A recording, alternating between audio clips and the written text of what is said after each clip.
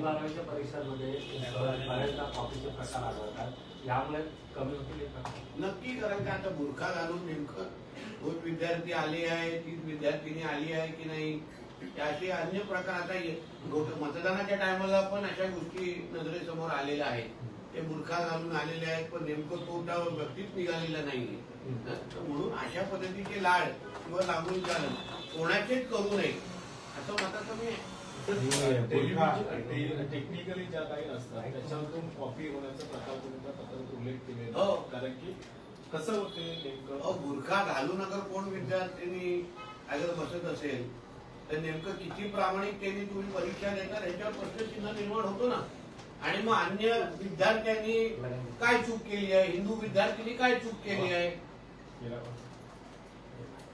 मग आम्हाला dress code आमचे नाही असू शकत का, आम्ही विविध आमच्या धर्माच्या प्रचार प्रसार नाही करू शकत का. म्हणून अशा पद्धतीचं पत्र लिहून एकंदरीत संबंधित डिपार्टमेंटला याबद्दल लक्ष घालण्यासाठी मी सांगितलेलं आहे.